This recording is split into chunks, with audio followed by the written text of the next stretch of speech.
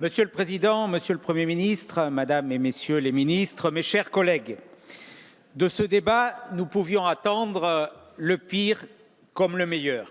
Le pire avec un énième artifice de communication, le meilleur avec peut-être le point de départ salutaire d'un changement radical de politique en matière d'immigration qui rompt avec l'esprit du pacte de Marrakech que vous avez dangereusement approuvé. Votre discours, Monsieur le Premier ministre, nous a apporté la réponse en direct. Ce débat sera stérile et inutile. Pourtant, nous sommes aujourd'hui au pied du mur. L'ensemble des voyants sont au rouge. L'immigration légale bat des records. 256 000 titres de séjour en 2018, 2 fois plus qu'il y a 20 ans. L'immigration illégale atteint des sommets. 400 000 à 500 000 étrangers en situation irrégulière dans notre pays. La demande d'asile est hors de contrôle. 123 000 demandeurs d'asile l'année dernière, sans doute plus de 130 000 cette année. Notre pays est aujourd'hui dans l'incapacité d'éloigner les étrangers.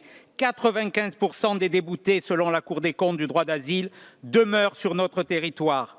À peine 7 000 expulsions forcées vers des pays tiers.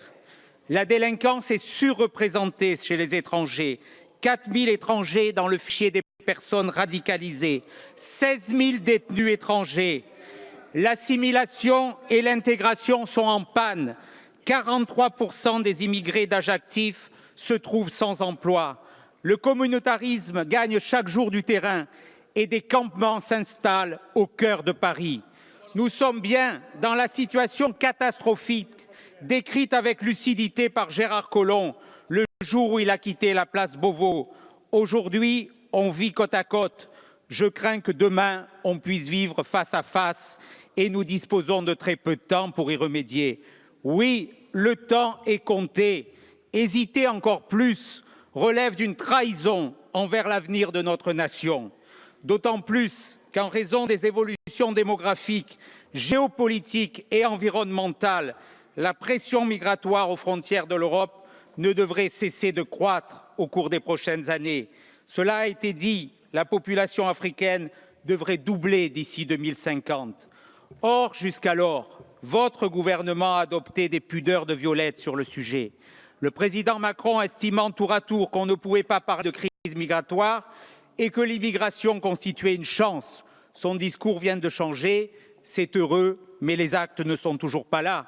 Ce débat ne servira à rien si aucune mesure nouvelle, concrète, efficace, pragmatique n'est proposée à la sortie.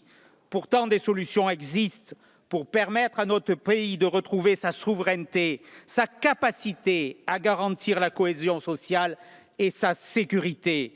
Nous vous proposons une méthode, un calendrier et des actes.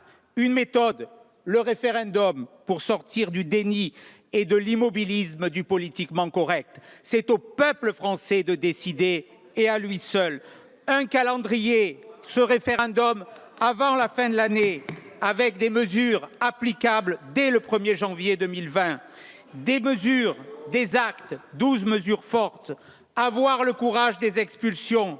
Revenir sur le délit de séjour illégal, faire de la rétention administrative la règle, refonder le droit d'asile, refuser les demandes issues des pays sûrs et imposer le dépôt des demandes dans des hotspots à proximité des zones de conflit, durcir le droit de la nationalité, plus personne ne doit devenir français par hasard, expulser immédiatement les étrangers délinquants, criminels et tous ceux qui constituent une menace pour la France, rétablir les contrôles aux frontières intérieures, négocier avec les pays tiers et conditionner l'aide publique au développement à la délivrance des laissez-passer consulaires, empêcher que les étrangers constituent une charge insupportable pour les finances publiques en réduisant l'attractivité de notre modèle social.